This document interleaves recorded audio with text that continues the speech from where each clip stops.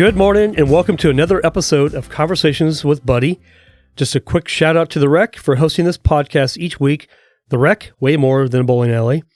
By the way, you should bring your family by. It's awesome here. We drop a new podcast every Friday morning with a new story that will impact someone. We hope that someone is you. Thank you to all the listeners each week who take the time to hear the stories of our guests. Please take a moment to subscribe to our podcast, give us a review, and share the podcast with your friends, family, and on your favorite social media platform. We want to get these messages out to the people and impact the world one testimony at a time. This morning, I'm excited and grateful to introduce my guest, Jennifer Jacobs. Welcome, Jennifer. Hello, good morning. How are you? I'm good. Yeah. How are you? Good. It's Friday morning, and it was really foggy out. I don't know if you noticed the fog lately. It feels like fall, Feels doesn't like it? fall. I love it. You love fall. I do. It's my favorite season. Why? I don't know. Probably because it's just bringing in the cozy part of where we live in Oregon, and I got the fire going, and I get to go back to soups and stews in the crock pot. You come home from work, and the house smells like chili, and it's just, I don't know. It's football's on, and, you know, it's great. Football, food, family, what's not to love? I love it. That's it. Well, fall's my favorite time of year as well. Why? Great question. The change of the season. I mean, I love summer, but fall was football, hunting. Growing up hunting with my dad, and just a lot of fun. I just love the trees changing colors. I don't know. It's just like you go outside, and like today or even yesterday, if you notice, one day it was raining earlier this week like crazy, and then the next day it's completely blue sky. It's 65 degrees. It's perfect out. So it's wonderful. I just like blue sky. I don't need 100-degree temperature. 65 to 75 is perfect. So we're typical Oregonians. Yeah. I think I like the change. The energy change in the seasons. You can really start to feel it when it makes that shift. Yeah. And I like all the seasons. Yeah. Fall just happens to be my favorite, but I just like to feel that shift. You like change? I do. Okay. Most people don't like change, but this is good. I like change too. So this is going to be fun. Well, hey, let me just introduce you real quick. Just tell the world about you a little bit. I'm going to read what you wrote, and I'm going to ask a few more questions, if that's okay. Sure. So I love this. He's like, okay, I'm going to phone a friend and just, learn more about myself, and that's really a good thing to do. But here's what you wrote. I've been in the mortgage industry for 28 years. That's cool. I've been research-minded in a way that makes me rather unique. One could call me the Queen Rabbit Holes. The Queen of Rabbit Holes. Queen of Rabbit Holes. I deal with challenges by teaching and coaching myself and others how people get through it. And I spent the last 35 years studying and teaching momentum and how it affects our lives.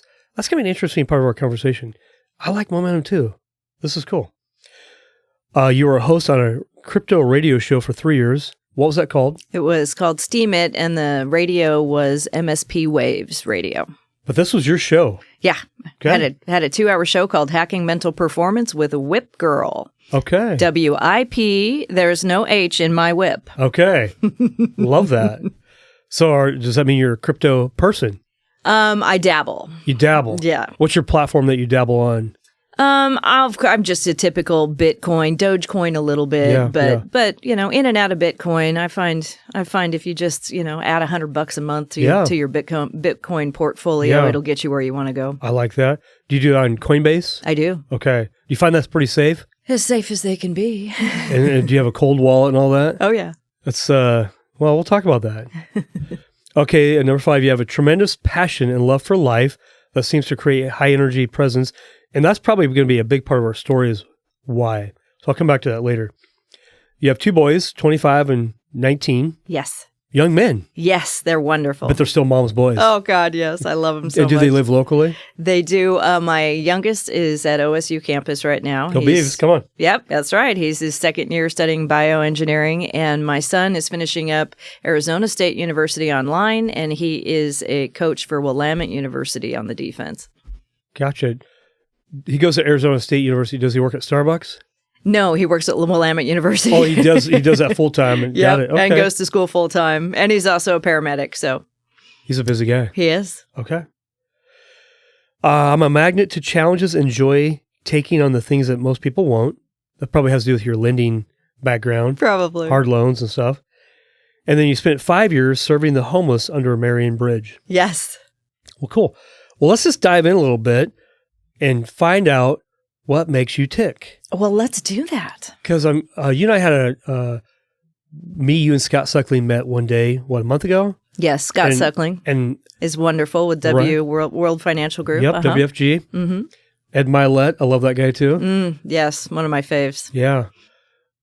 So, you told me a little bit of your story, which was really awesome, but I want you to really kind of develop that. But kind of walk us through, where were you born? Where were you raised?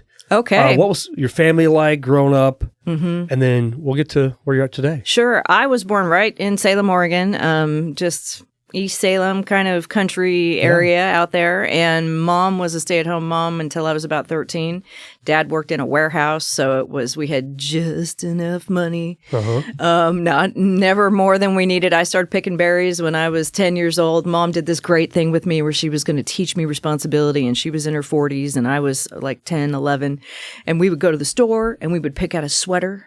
And then we'd go pick berries all day until I'd earned enough to get that sweater. And then we'd come home, we'd bleach all the stains off of our hands, and we'd go down to the Lancaster Mall and get the sweater and pick out the next thing, and then out to the berry fields the next morning, picking for that pair of jeans, and we'd stay until we had the pair of jeans. The word I hear is leverage. Did she leverage you to go, hey, this is what you want? Cool, now let's go work for it. Actually, I was driving it. I'm the one who wanted to go, but I was too young and they wouldn't let me out there by myself. Okay. So I talked her into it. Okay.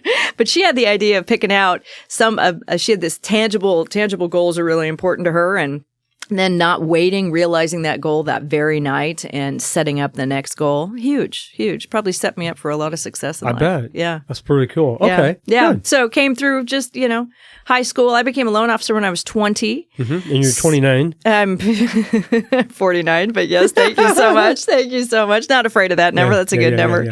Yeah. I closed my first loan and my boss took me to a bar and bought me a milk because I came up in that crazy mortgage mentality, a very male-dominated world. And so, I earned every stripe. I loved it. It was great. And, nobody goes to school and says, I'm going to become a loan officer when I grow up. There's always some special little story that makes that, manifest in your life. And so I was actually supposed to be at State Farm Insurance processing loans on life insurance policies. Yeah. And my division was going to be transferred. Mm-hmm. So I had a friend in the cubicle, it was cubicle land, in the cubicle right ahead of me, and she leans over my cubicle, and she was just the most wonderful woman. And I would have done anything in the world for her. And she says, I got to go meet my cousin in the morning, and he's got some business opportunity, and I don't want to go. But if you go with me, it might be bearable, and I'll buy you breakfast afterwards. Okay. So 6 o'clock in the morning, I show up, and it was a company called Mortgage Market, which was the founding company for Pacific Residential. Yeah. And so I know the company well. Yeah, I sat and listened to this man describe the mortgage process, and we leave about 20 minutes later, and Sharon's kicking rocks on the way out. She's like, I can't believe he thought that was going to be something I'd be interested in. And she just glances over at me and she goes, oh, it's you. That's what you need to do. And so that sent me off on a wild trajectory. And who was that person? Do you remember who? Todd Montgomery. Yeah, he was one of the original branch managers for Salem. Yeah. And so I went back to State Farm and called my husband and said, it's 100% commissioned and I really want to do this, but it's a 2-week interview. And if I don't get the job at the end of 2 weeks, then I just got to go get another job. Yeah. And my job's moving anyway, so this sounds great. And he said a very important thing. He said, what can I do? You're going to do it, sounds like. He goes, but I think you're making the biggest mistake of your life. And so I had something to prove right out of the gates. Ooh, yeah. Okay. No. Okay. That'll put a fire in your belly. That did fire you up a little bit. Oh my gosh, okay. Yeah. So I had to learn it fast and become great. And I became a manager in 9 months. So it became very wow. It worked out well. So did you work at Mortgage Market? I did for 7 years. For 7 years? Yeah. Gotcha. And then I had a great realtor base, and within 2 months, all of my realtors either moved away, retired, and a couple of them actually passed away. Oh, no. And I was going to have to start all over again and build a referral base all over again. And I was just overwhelmed by that. And a friend of mine went to U.S. Bank and they paid a salary of $1,700 a month. And I felt like, oh my, there was no such thing back then, right? You were straight commissioned. So I made the jump to U.S. Bank and I took a position in Vancouver, drove from Kaiser to Vancouver for a year, and then became a sales manager after a year, and 5 years later a regional manager, and stayed there for a total of about 12 years. So it was great. And I brought a broker mentality to the bank, and we did crazy fun stuff. Yeah. That's the only way to do it. It was awesome. Yeah. Awesome. Hey, take me back a little bit, because we're going to weave into we're going to bring the mortgage industry into this, because I know you have a great journey there. And, but as a little girl, you grew up and you had some medical challenges or something. I did. Remind me what that was about. Yeah. I was the tomboy who wanted to be in the middle of all of it, but I would randomly get sick, like flu-like symptoms. And if I ate past 6 o'clock at night, I would throw up every night. And it was just this thing. Everybody said, oh, she'll grow out of it. There was no name for what I had. And it carried on through everything. It was, but you have to put that in the background, right? So, because kids don't do sick. Like, you're busy and you're in school and, you're excelling and there's no time for sickness. And same with business. There's no time for that. My family, we had no name for it. My family nicknamed it Dipucus of the Pluck. And that's what I had. Okay. Because there was no diagnosis. There was no nothing until I became 40. Then, things changed, the market changed, the crash of 2008 hit, and I had a huge team at U.S. Bank, and I had administrative as well as the sales team, and I was going to save them because we didn't know what we didn't know back then, and so I decided that if I worked 17 or 18 hours a day and never took a day off, and if I just gave it absolutely everything that I would help this team get through this, because I had trained all these people and brought all these people on and brought them into this awesome, industry, and then it was collapsing and disintegrating on itself. And I felt responsible. So when you throw your life out of balance in a really major way like that, and you have an underlying disease, it will rear its ugly head and almost take you out. And that's what happened to me. So I had to take some time off. And that's when I got really sick. We still didn't have a diagnosis, but I went down to about 88 pounds. And I was like sinew. And you were 40 at this time. 40. Yeah. I was actually about 38. I went through a couple of years of trying to figure this out. And so at 40, I finally get to a point where it looks like I'm not going to make it. I'm 88 pounds. I'm just like bones and sinew I was like a little mini skin suit.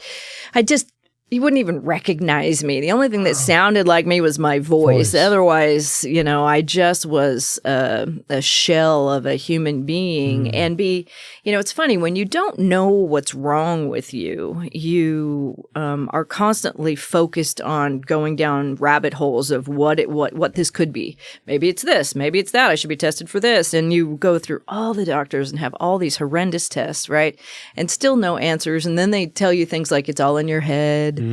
And so at 40, I finally got to a place where I ate a couple bites of Spumoni ice cream in a restaurant. I didn't really eat much, but it sounded so good. So I just stole a couple bites off and I was in the hospital immediately, like couldn't get from the restaurant to the hospital fast enough. And I was just convinced must be gallbladder, because they call it the ice cream test. When you get really sick and your gallbladder is not functioning and you have especially ice cream, it will just, set it off. So I thought, well, I have videos of me in the hospital saying it must be gallbladder. And 2 weeks later, we got the diagnosis of gastroparesis, which it just means paralyzed belly. But it's relevant today because all of the diabetic shots, the weight loss shots that everybody are on, it has a side effect of gastroparesis. So these women and men who are on this medications, and all of a sudden their digestive system is changing and they're in major pain and they're really sick, and it's a true nightmare. And just because you get off the medicine doesn't mean that your belly is automatically going to wake back up again. So you could be stuck with this forever or not. It's very interesting. It goes person by person. But I was trucking through life, really putting this on the back burner. If you knew me, you'd never know I was sick. You just wouldn't know it until I started to kind of take over my life. And then I would sit at my desk with a heating pad on my belly because there was just so much localized pain all the time. So I started giving up little hints that I wasn't doing well towards the end. But for the majority of my life and career, I just found ways to overcome it and focus on other areas.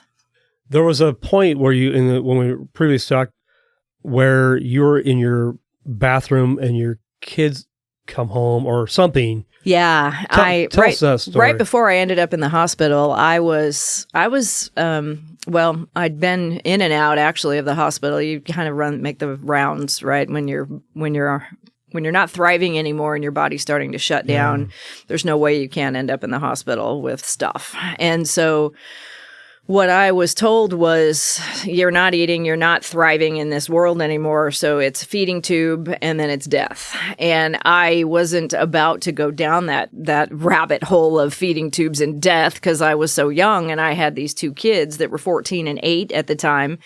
And yet I was on the brink of death and I knew it because you can fight and push, but at some point you're going to find yourself on the bathroom floor with your lungs rattling and your heart beating through your whole, you can't hear anything other than your heartbeat. And I was trying to stack myself up on these floor mats in the bathroom, right in between where the tub and, the wall is. And I was trying to figure out, okay, my kids are going to come home. And it was evident to me I absolutely was not going to make it. They told me this was probably going to happen. They had told me to get my affairs in order. I was stubborn and wasn't taking it that seriously until that moment where I realized, okay, this is actually happening. And I knew that my kids were going to come home and they were going to find me dead on the floor. And I was trying to figure out what was the right way to lay there so that it didn't look like I was struggling when I died, like I just drifted off on the floor. And I was, at the time, you go through a lot when that's happening. You're in a different headspace, right? And I was on the floor, kind of propped into the crack between the wall and the tub met, and I was just randomly staring up at this cactus that I had sitting on the side of my bathtub, and I asked a question that I had never asked before, and the question in my mind was, is there a version of me that is not sick? Because I was born this way. I don't know what well is. I just have never experienced well. I just experience, whistle while you work, grind your way through it and smile, and you don't share that kind of stuff, right? Yeah. And so I asked the question, is there a version of me that isn't sick? And it was such a profound moment of awareness for me. It was like my world opened up and I went from perceiving life through my own lens to a different perception of seeing me laying on the floor and preparing to meet God, literally. I was having all those conversations and asking all those really tough questions. Was I enough? Did I do enough? Was I a good enough mom? Was I, what could I have done differently?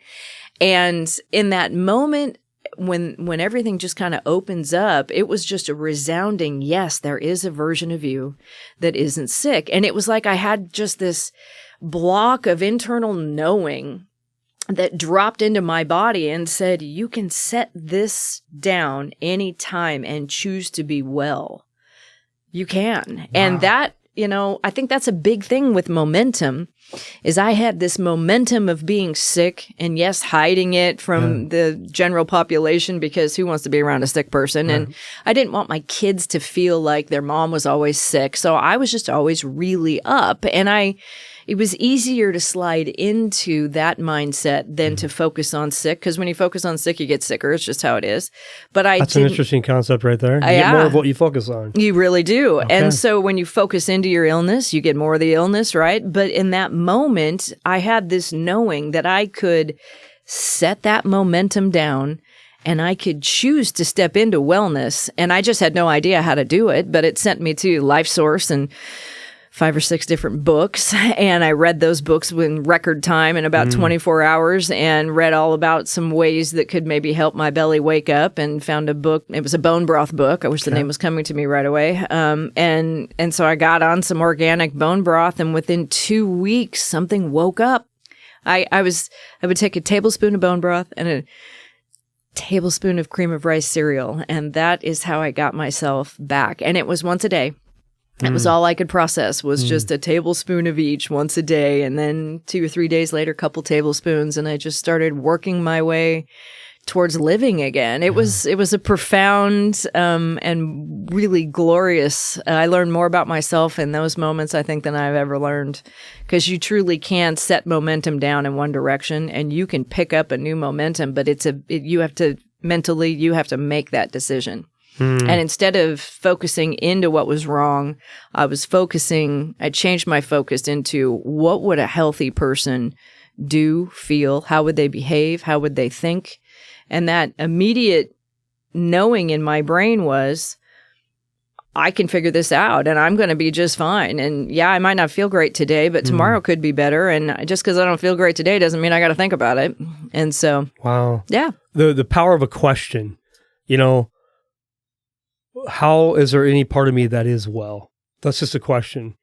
Then it helped you transition your focus from a negative to there's hope. Well, there's a positive. Yes. And I've always believed that from that moment, the belief system found its way into my soul that new questions bring new energy. And so that led me on to, okay, what would a healthy person do today? What kind of conversations would they have? What kind of food would they eat? How would they walk? Well, they wouldn't walk like they were broken. They would walk with head up, shoulders back, lots of energy, a bounce in your step. And I literally just, they say fake it till you make it, right? But I learned that you have to make your insides match your outsides when you're faking it, because you can fake it till you make it, but you don't really get any momentum going. You're just going through the motions, right? Yeah. And on the inside, you're thinking, oh my God, how am I going to do this? And on the outside, you're smiling. But when you get the belief system down that the inside truly is matching the outside, that's when momentum starts to build, and that's when everything changes. That's awesome. So momentum, is that where you learned the word? I mean, what momentum means to you? Was it at that moment you begin to grow? I mean, I'd always been associated with it because I had my parents, even though they were together a long time, they weren't necessarily happily married. So when I was 14 years old, my first job was at the Salem Gun Club, because I have a very country family. Yeah. And so I spent 8 years at the Salem Gun Club. But at 14 years old, I went to work at the gun club so that I could buy those late night, when Anthony Robbins was on at 11 o'clock at night on the weird channels. Yep.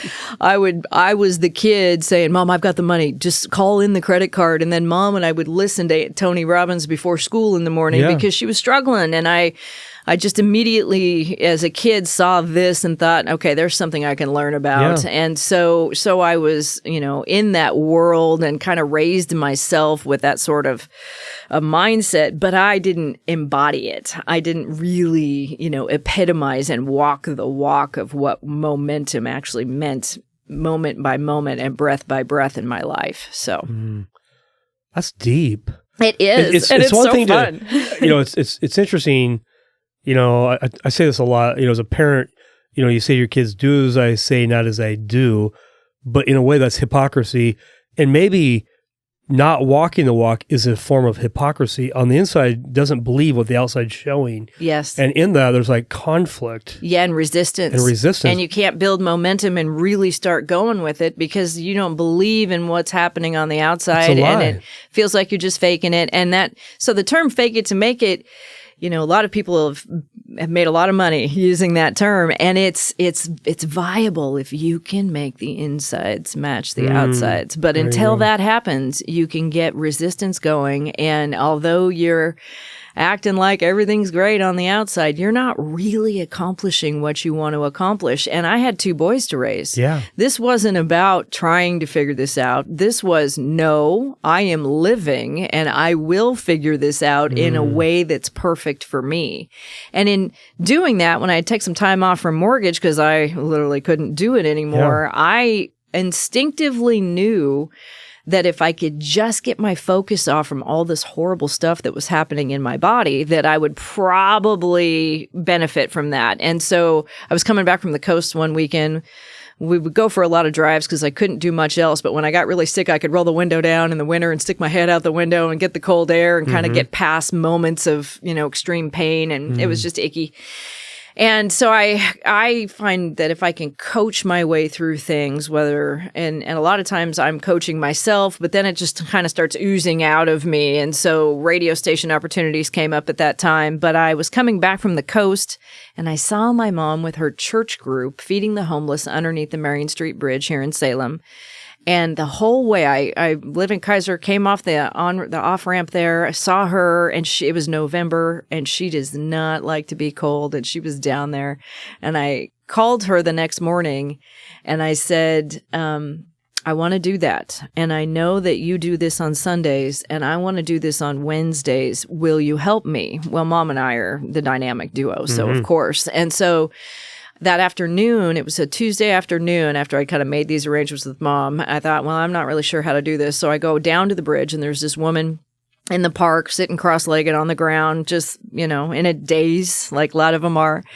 And I walked up to her and I said, so if someone were to bring some food down here, what would be a good time to do that? And she kind of looked at me like, well, sometimes there'll be some bread or something down here about 5 o'clock. Someone will drop some rolls or some leftover pizza off. And I said, okay, I'll see you tomorrow at 5 o'clock. And I turned and I walked away, and I must have looked like I was a woman on a mission because she yelled after me and she goes, hey, are you really going to do this? And I said, I'll see you tomorrow at 5 o'clock. And her name was Christine. And so the next day, what do you bring, right? There was no arches. There was none of that back then. It was just, I pulled my Denali in underneath the bridge and I pulled out a little table and I had a tater tot casserole and a pan of brownies because I wasn't sure what to cook. And Mom and I are there, and Christine was the first one in line. And she was just waiting to see if I actually showed up. And that 5 years that I spent 2 Wednesdays a month under the bridge, I would I would shop on Monday. I would start cooking Tuesday, finish cooking on Wednesday, and then clean up the mess on Thursday. And that was 4 days of not thinking about being sick. And food is my love language. Yeah. It was funny how food, I couldn't eat it, but I could cook it. Yeah. I couldn't eat anything. I couldn't try anything. I could smell it.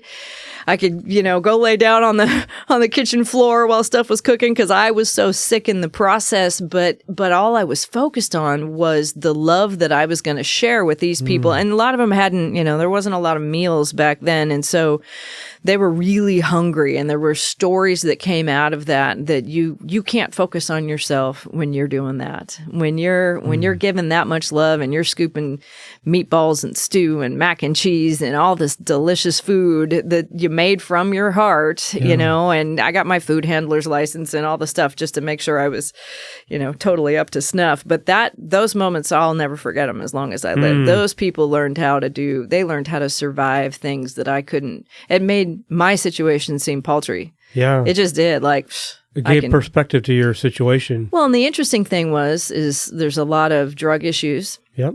And heroin happens to be one of those drugs that kills your belly. And so it creates gastroparesis in a lot of the people underneath the bridge. They will get to a point where they're so thin, their bellies no longer work. And so here I was feeding people who had the same disease I had, only I was born with it. And they unfortunately had enough substance in their body to create that. So it was quite the oxymoron for me. And so I was infusing bone broth into everything underneath the bridge, trying to get them healthy again. And they didn't know that, but I knew, and that's what mattered. And it almost seems kind of selfish when I look back on it now because I didn't solve any problems under the bridge. There's homeless problems. I can drive down the road now and still see people carrying the same blankets that I fed years and years ago. But for me personally, it changed my life. And I really feel that helped me get well because 4 days a week, I was focused on giving love instead of focused on all the stuff that was going wrong.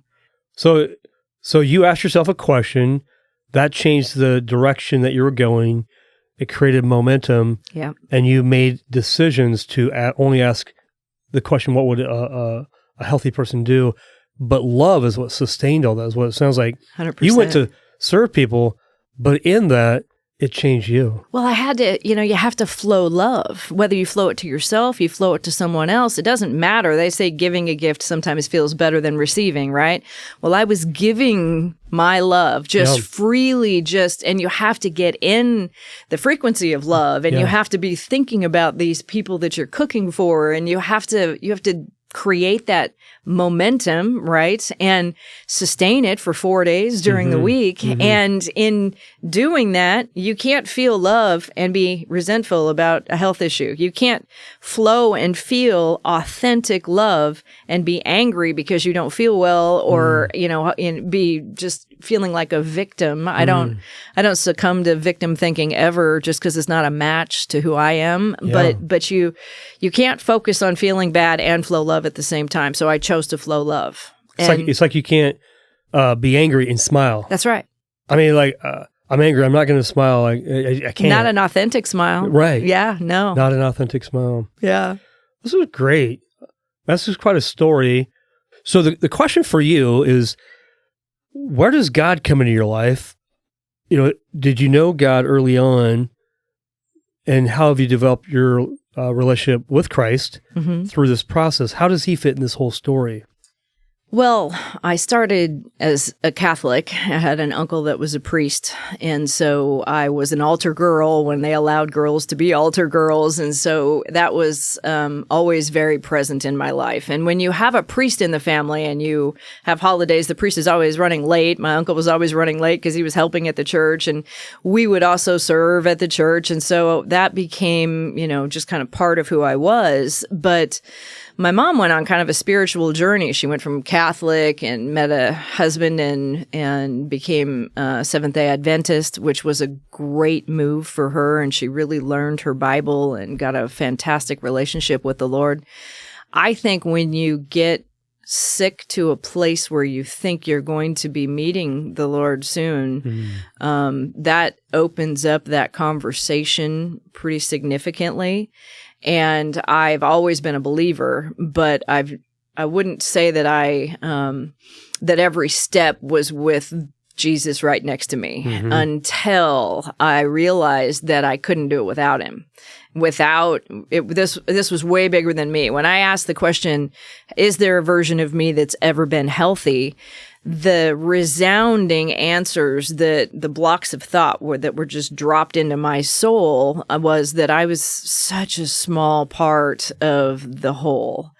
And my perception changed in a way that it was like, and I used to talk on my radio shows, it's like I climbed the light pole outside my house and I looked down on this little bitty person who was laying on the floor trying to live and talking to God and asking these questions and trying to understand how to become different, because I didn't know anything other than just being sick and grinding through and whistle while you work and hi ho.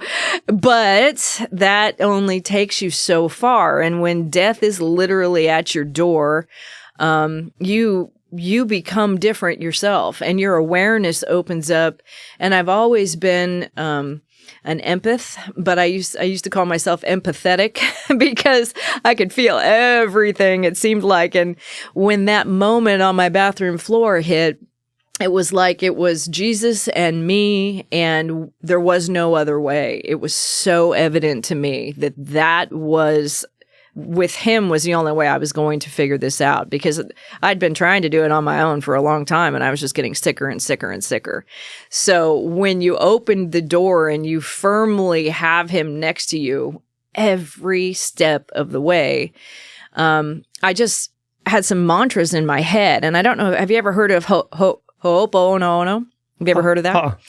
Well, there's a book called Zero Limits by Joe Vitale, and I'm quite a reader, and I read 5-6 books a month. Wow. And Zero Limits by Joe Vitale, talks about it's just a mantra. And that mantra is, and you're saying this to yourself as a human being. You're saying, I love you, thank you, please forgive me, and I'm sorry.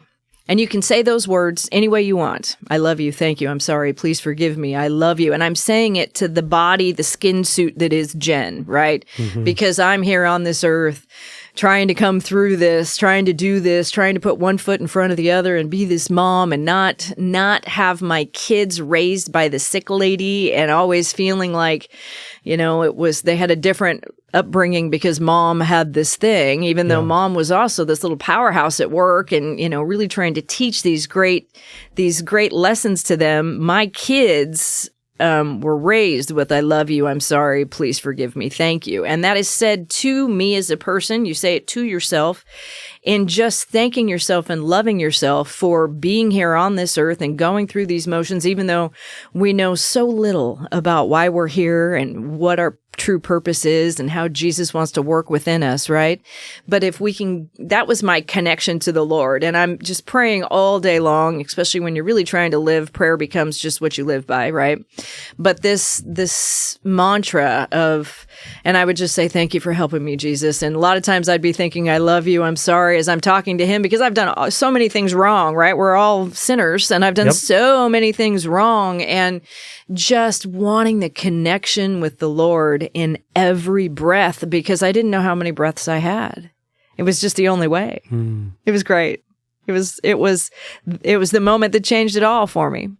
Okay. So you're 38, you're 88 pounds, you're in the bathroom. Right. How old are you at this point in time when you began the feeding the homeless and really learning these mantras and that mantra right there? What age was that? Well, that was probably about 39. So about a year later. Yep, and then I got the full diagnosis at 40. And then it took mentally, I became well immediately. My body just had to follow suit. And that's the thing. Crazy. That's the thing about momentum, is you can set it down and pick up a whole new momentum anytime you choose. Your body might not know that yet. It's like, but your brain mind has to communicate to the body. Right. But I immediately, it's like the Lord said, Jen, you can eat anything you want. You just have to be synced up with me and in alignment with Jesus, and you can eat anything you want. And so I started eating anything I wanted. Now, it was only a bite or two, but those taboo, like the ice cream that sent me to the hospital, I thought I'll never be able to eat ice cream again. And I remember sitting there, a few months into this, when I was starting to get a little better, and my belly had woken up and there was some gurgles. It wasn't just this rock that would shake in my belly. It just, it was amazing to just feel my body come alive again. And I thought, Lord, what do you think about a little bite of ice cream? Yeah. And there was no like resounding feeling of don't do that. Yeah. I just thought, I'm just going to sneak a little bite, maybe just a little sherbet, something that just might taste so good. Yeah. And I was having bites and licks and tastes of things that would normally have sent me to the hospital. And my new resounding belief system was, I can eat anything I want as long as I'm in alignment with the Lord. Amen. Amazing, Amen. Isn't it? Right there. Yeah, truly. Wow. And on the flip side of that, having a bad day, having a rough day, feeling a little disconnected from the Lord. Don't eat anything that isn't on the approved food list. Don't do it. Stressful conversation. Don't eat it all. If you're feeling like you are completely out of alignment, disconnected, the Lord's not right next to you with every step because you're just having some different thoughts and not flowing love. Yeah. You learn when you flow love the majority of the time, you can get well. Right. It's amazing. Yeah. I love it. That's huge. Okay, so you said you're 49, not me. So yes, I am 49. You're 49. God's done an amazing work in your life. You are probably a different person than you were a decade ago, or not even the same person. Not even the same person. You look healthy. Thanks. I mean, you look good, right? Thanks. What's God doing in your life today, and where are you going? Yeah. Well, first thing, I had to, when you change your life and you change your momentum and you change your health and you change who you are and you change your belief systems and you change how you're rolling through this world, not only do you add new thinking, but sometimes you have to get the wrong people out of your life that are bringing you down. So I went through some marriages, and the health is hard on health issues are hard on marriages. And when you have health issues, then you have financial issues. Yep. Financial issues are exceptionally hard on marriages. Yep. So my last marriage ended during all of this, and that was like you think you've hit rock bottom because you think you just got to get through the health issue, but then you realize you actually have to get through this marriage thing and start over again because you weren't thriving. You were going to die in that relationship. It just wasn't working, right? That's okay. And so then starting all over again, now, okay, you're healthier. Your relationships you're working that piece of it out where you're on your own, you're doing your thing, but now you have to become successful at your business again. You have to not only just beat the disease that's rare and incurable, but you have to now go thrive in your financial life again and in your professional life and pick up where you left off. And so I started my own mortgage company. It's called Strategic Mortgage Group here in Salem. Yeah. I love it so much. And I also became a financial educator with World Financial Group, WFG. Scott Suckling's team. And I wanted to add that I always say I'm the queen of getting people into debt because that's what we do with mortgage. And we can teach you how to build wealth through property. Yeah. However, that was very one-dimensional for me. That was not the whole, there was more that I had to give. And I have to know that I'm helping in any way. I have to flow love in my industry and in my business, just like I did in my personal life. Yeah. It's the only way. Flow love. That's the only way. And you think about mortgage loan officers, and you don't think about those people flowing love to their clients. But I did not do this before. I just worked the loans and funded the loans. Yeah.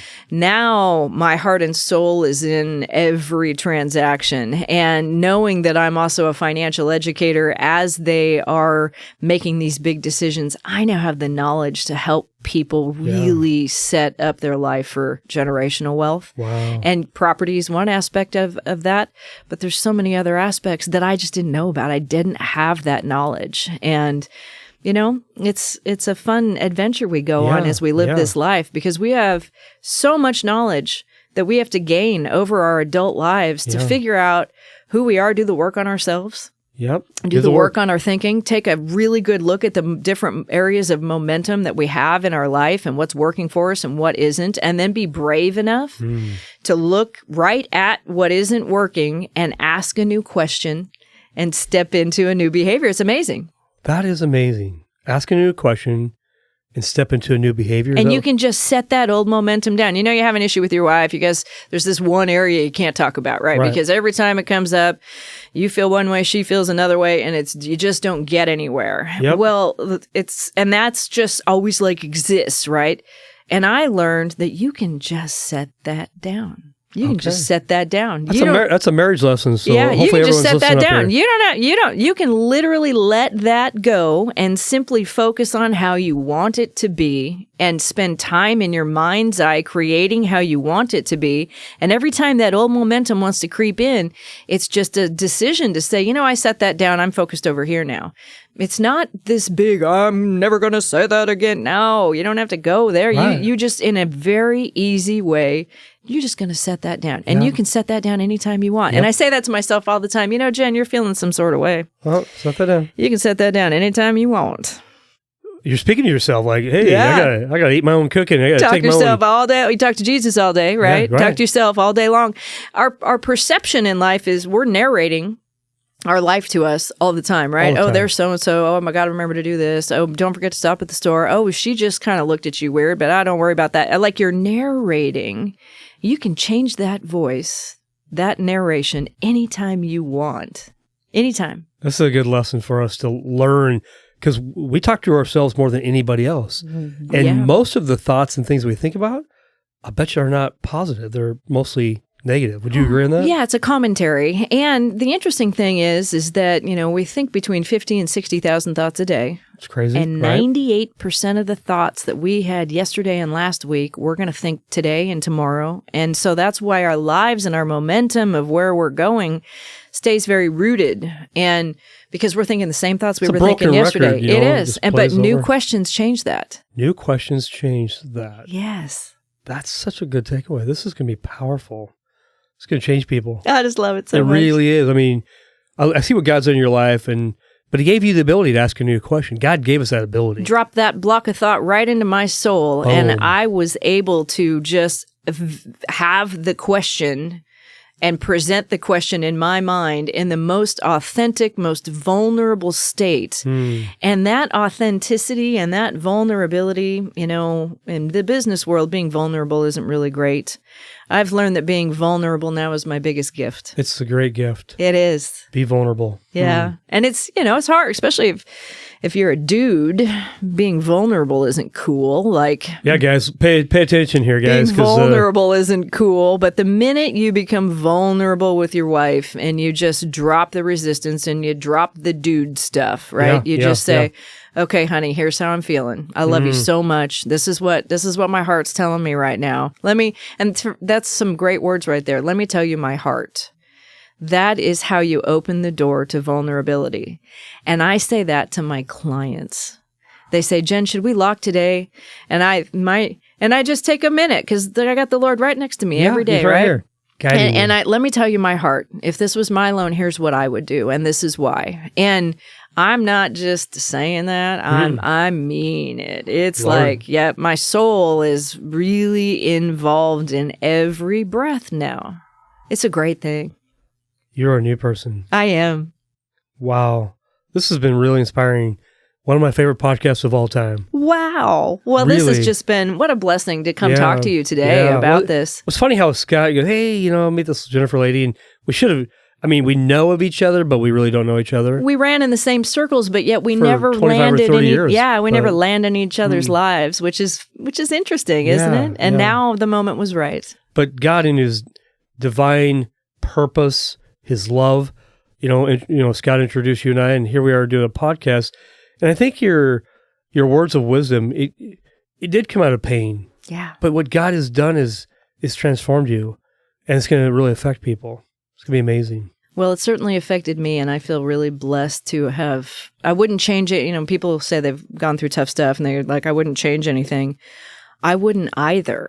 I wouldn't change a thing. And I mean, right to the toughest of tough moments where I used to have this belief system that if I could just make it to morning, nights are always the worst. And if I could I'm usually up and I'm just waiting for daylight to make the windows in the house more gray instead of black. I'm just got to make it to daylight. And in my mind, Jesus was right there next to me. And of course we're going to make it to daylight, but it didn't start out that way. I was thinking I was going to make it, and I can do nothing, but we can do it all. Yeah. And boy, you have to set your ego down on that one, because you think you're living, well, that's what you get for thinking, because it's not even about thinking. It's about feeling. It's about connecting and being in alignment with the Lord. And that alignment is what moves your life forward in miraculous ways. Well, I know we're getting ready to wrap up this podcast, but I'll bet you we have another one in the next 6 months to a year to hear where Jen's at, because you go by Jen. Jen. Where you're at, how God's working in your life. This is really inspiring, and I get to see which podcasts get the most views and the most impact. And I know that yours going to have a great impact. If somebody wants to reach out to you, Jen, and really get to know you, I mean, you do mortgages, you do financial education. That's a really big deal. Yeah. And by the way, everybody has financial problems. Yeah. Right? Yeah. Everybody does. And financial questions. They just don't quite know, or they want an opinion, or what would you do if I'm in this situation? Yeah. Just normal. So how would somebody reach out to you and just go, hey, I've got this situation.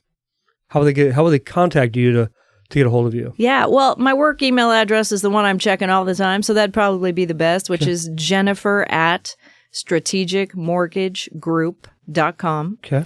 And I can give you a cell phone number too, because I'm just available. I'm a responder. I'm going to respond. You love people. And yes. you're and it matters to me. My cell phone number is 503-930-2769. That's 503-930-2769. And when I was thinking about your show, I was thinking you just never know if there's a wife or an aunt or a mom or someone who is having some issues. And you know, we all have health stuff that pops up. Early in my life, I dealt with some cancer that just about took me out. And so I became resilient to overcome health issues, but I thought I was overcoming them, right? And I can do very little compared to what I can do with the Lord. Amen. And so a lot of times, you know, men will look at the women that they care, those most important women in their lives, and think, something's going on and I don't know how to help. Yeah. I'm not sure, you know, it's obvious they're going through some things here and it looks really tough. And those are those conversations that I live for, because sometimes just new questions, new energy, a new way of looking at it, realizing that, okay, you've been going down this way for a long time and you built up a lot of momentum and you can just set that down. And let me tell you how. It's huge. It's huge. I want to ask the question I ask almost everybody is there anything left on your heart and mind and soul that you want to share? But it feels like you have shared your mind, heart, and soul. But I'll just ask the question, is there anything that God's saying, hey, is there anything left? I mean, this is beautiful. Well, I just kind of poured it all out there, didn't I? You did. Yeah, you really, yeah. I don't think you left anything out. Yeah, I feel like we covered, my intent when I came here was the Lord was just going to give me the words that needed to be said today. And I feel like we covered most things. And, you know, I think we covered everything. And anything else that you might want to know, just reach out to me. Yeah. Let's have the conversation. I love it. Yeah. I love it. Well, thanks again for being on our show. Thank you for all the listeners that listen each week. We love you guys. We appreciate you. And we hope you keep listening. And really share this podcast with 100 people. Not 10, but 100, 1,000. Because I think there's a big impact here that Jen's going to have on people. Her story and how God is working in her life. And God's still at work. So thank you, and we will see you next week.